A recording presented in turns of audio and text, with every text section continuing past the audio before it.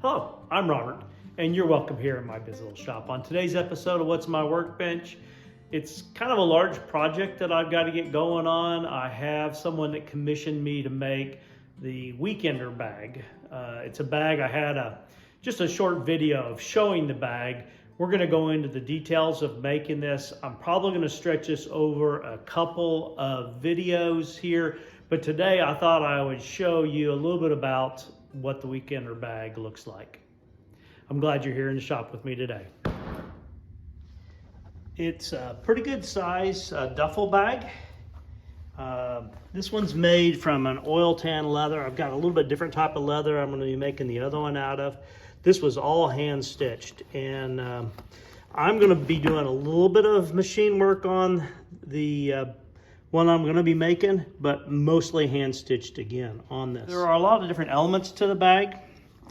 It has a couple of pockets on the inside here. It's got a clip to put your keys, and it's got a huge zipper so that you can get this thing really open, and it'll hold a lot. Let me get a tape measure and we'll get the size of this one here.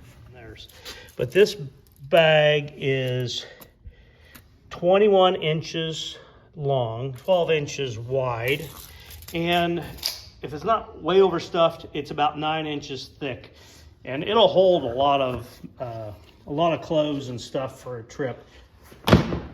This is a piece of leather that's about 4.5 ounce weight in thickness, and I think it's a pretty color. It is a brown, but it's got a little bit of a burgundy hue to it, and it should really get a nice patina to it after it's been abused on a few trips. I'm going to do the same gunslinger pattern on this, accents on this bag here. It'll have the handles like this. It's going to have trim up here, and then a zipper that's in it as well. I need to start off by making the handle straps and the straps on the bag. And this is darker. It started off the same, but this is an oil tan leather, and the oils from that darkened up these straps here, which I don't think there's anything wrong with it, but I want to explain the difference in color. I'm going to be using the dark mahogany on this bag. Here's an example of a belt that I did with dark mahogany. So I think that'll be a nice accent on here. So this bag will have dark mahogany straps and handles. I'm going to do them in the gunslinger pattern. This accent here will be dark mahogany as well. So I wanted to kind of introduce it here, and then I'm going to get started with it. So I need to make the leather accent pieces and cut the pattern out of this piece. And I think instead of cutting into this today, I'm going to start by working on this. And I'm going to make this bag a little bit smaller.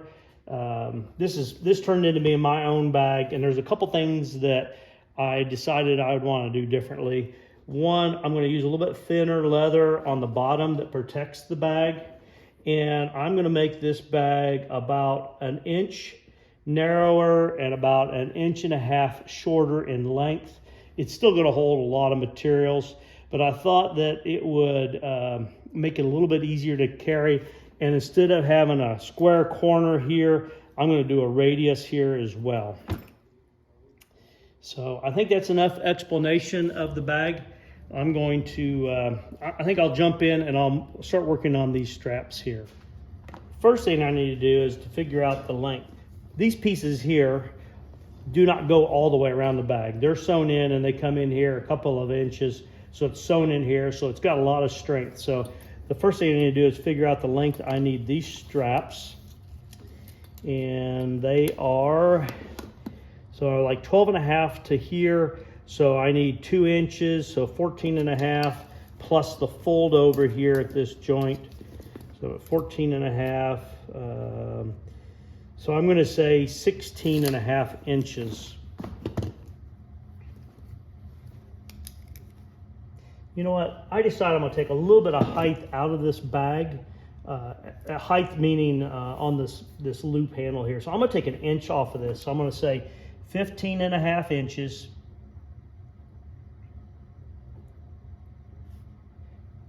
And they are at, I believe, 1.25 inches wide. Yes, 1 1/4. So I need 4 of those total. And then the handle strap here, I need to take a little bit out of it as well. When I'm carrying this bag, it's pretty low to the ground, and when you go upstairs, you really kind of have to hike the bag up. So I'm trying to eliminate some of that. So we've got, let's see, there's 11. So we've got 22 inches plus the fold over on each end of 3, so that's 28 inches.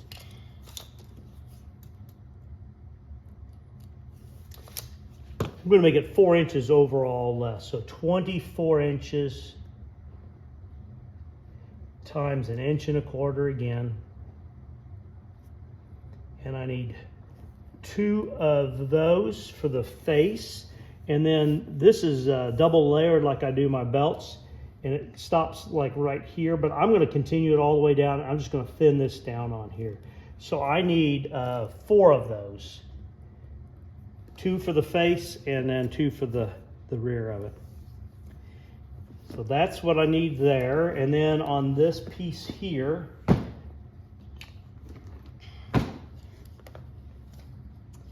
I'm going to need 21 inches, and I'm going to take 1.5 inches off. So I'm going to say 19.5 inches, 19.5 by 2 1/4.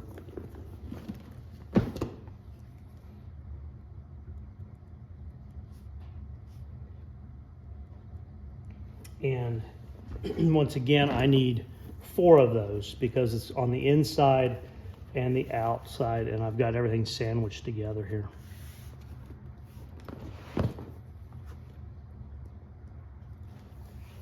And then I need the bottom.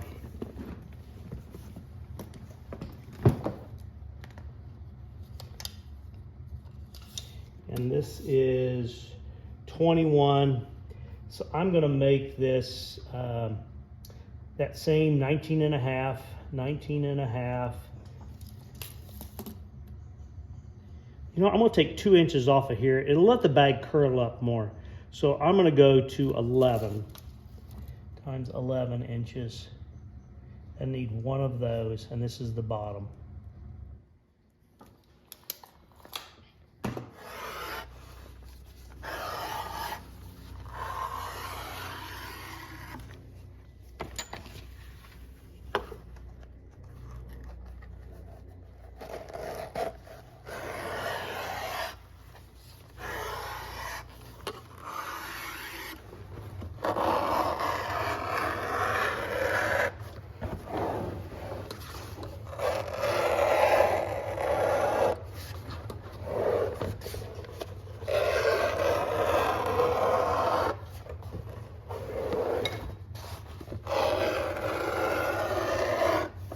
Got a piece of veg tan leather here. This is 4 or 5 ounces, slightly thicker than the leather I'm going to use for the body of the bag, and I need to cut the bottoms out.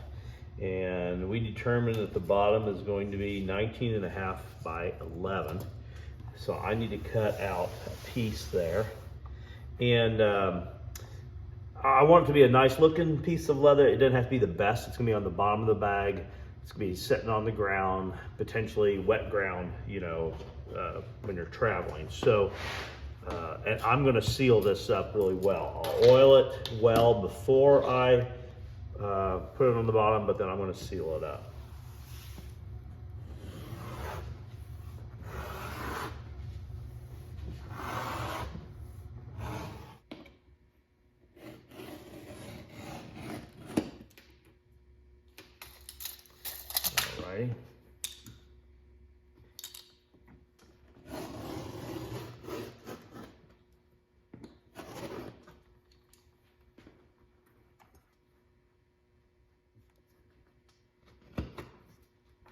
So I have the 4 strips that attach the handle to the bag.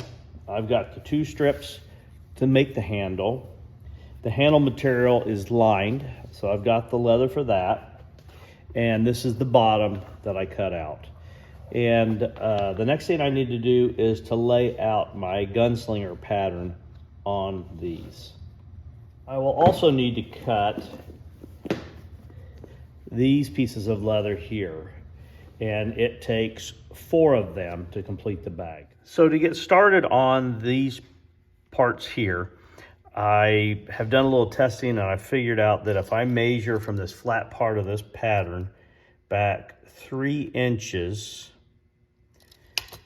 that will give me the center of the diamond for the Chicago screw to attach to the D-ring. So I'll just go ahead and get this marked in here.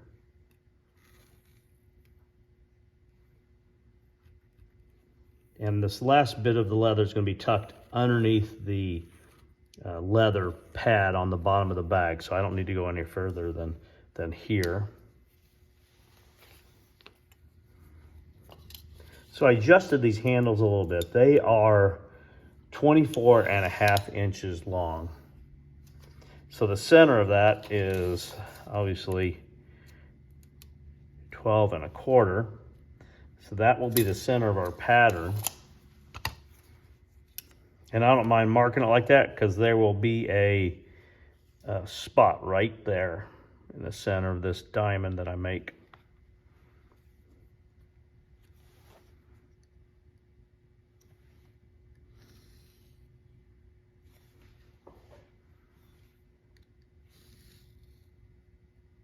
When I'm doing this, the first thing I do is I go through and I establish my points. Just the way I do it. Remember, I'm going to be inside my line here on both sides here. And my crossover here. And then I come back and I fill in with my 2-tine chisel. Now I'm just going to march along here, and I'm going to make sure that when I get to this outer curve that I'm staying inside my line, and you have to try to keep the matched curve so that you don't end up with a flat spot on the curve.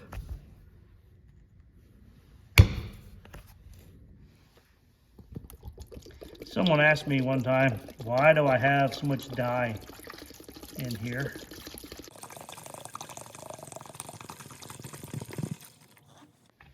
It makes the dipping process easier to have a bunch of dye in there.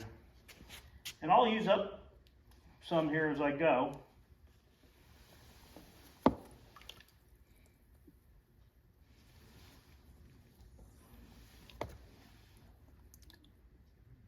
Once the leather has had a chance to dry after the dip, I need to get it prepared for resiling. And the way I'm going to do that, these are the pieces that are attached to the bag, so it'd be hard to get these edges burnished.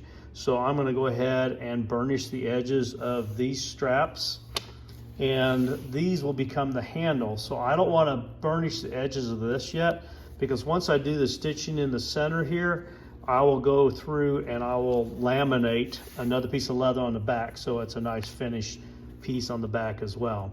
So this one here, I already put resin on the front of it, and I kept away from the edges as much as possible. I sealed the front of it because the thread that's going on here is white, and if I don't seal it now, it will actually get stained with the dye that's on here. Even once you burnish it and all of that, when you go to put the resin on, it'll pick up a little bit of color and it'll stain that white thread. So I put resin on the front of it.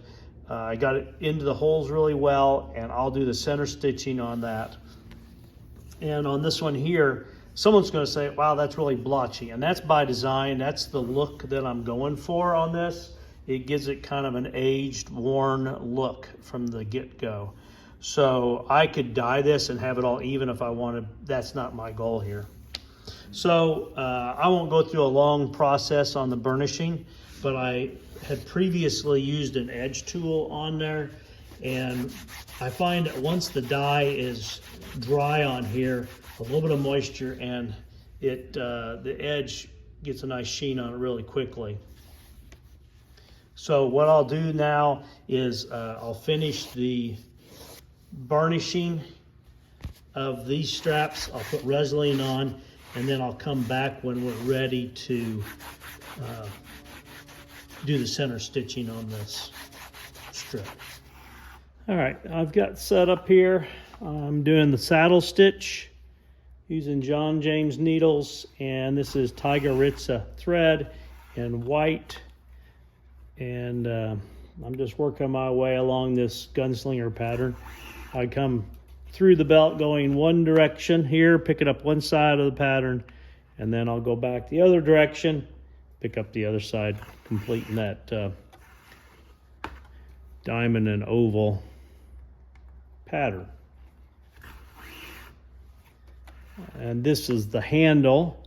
So once I have completed the stitching on this, I will laminate the lining on it, and then I will sew along the edges here. And I'm going to use black so it doesn't distract from the pattern here, even though I suppose white would look good along the edge as well. But I'm just going to use black, and then these diamonds are going to have black accents in those as well. So I think it'll look pretty classic once it's finished there. Okay, one of the biggest challenges for me, or I would think for any leather worker, is looking at the side of leather and trying to figure out how to utilize it the best for the project. And obviously there may be pieces on a project that aren't as visually impactful that you can use. One that's maybe got scars on it.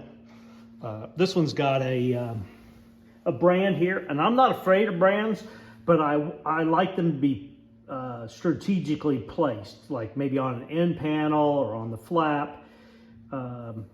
So there's some people probably don't even worry about that. It goes where it goes. I don't look at them as a scar that must be thrown away. Obviously, there's probably some projects where you would want to do that.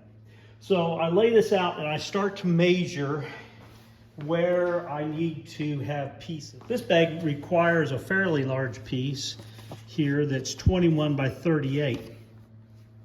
But even that, I've made this before where I needed a large panel, and I've used seams within that large panel. But once again, I think it pays to think about the placement of those seams as well. I've got enough leather. I'm going to cut that as one piece. So I need a 21 by 38. I need two 36 by 3 and two 12 by 13 inch pieces. So I'm going to do a little bit of measuring here, and once I figure out where it's going to come from, then I'll get these pieces cut. And this has got non-slip tape on it to keep it from moving around. It will scratch this leather, so I want to be careful not to drag it around as I'm working here. So I'm just trying to get it square to this panel on this side over here.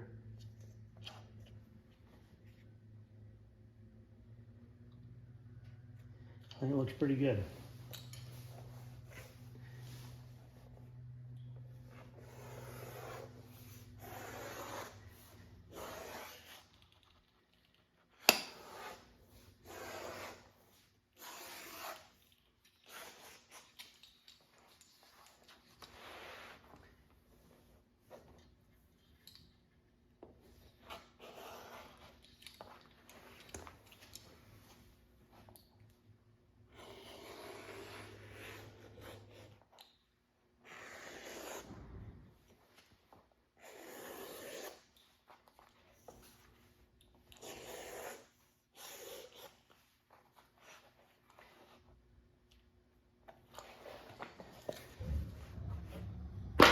I've got my end panels cut. Let me turn this way.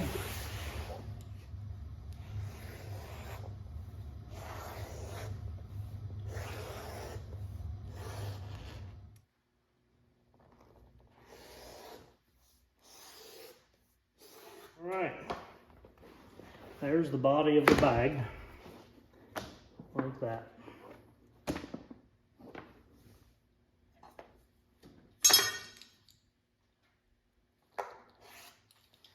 So there's one of my 3x38s. I need one more of those.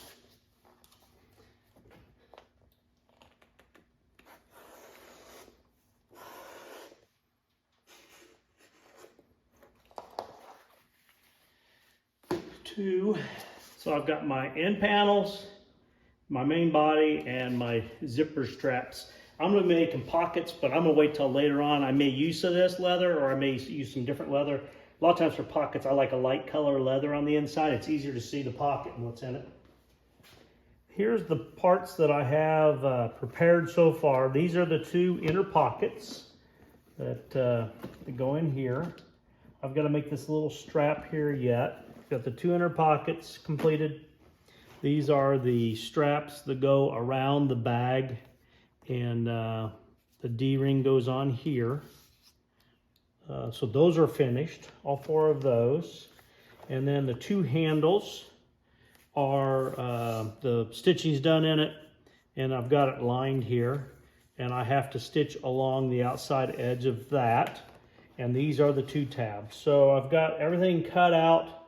I keep thinking when I get past one phase, oh, the next one will go quick. But so far I've got about, let me think here, I've got about 9 hours in preparing the bag to this point. I'll need to do the stitching along the edge here. Obviously the assembly is what comes next. I hope you're enjoying following along. I think this is a good place to split the video, and it's only going to be two parts. This one will be, hopefully I can edit this down to 24 or 25 minutes, someplace in that range there. And the next one, I know, it's going to go quicker, yeah. Hopefully it won't be as long. So I hope you're enjoying following along. Please like, share, and subscribe, and I'll have the next video out here in a couple of days. I appreciate it. Hope you're having a great day.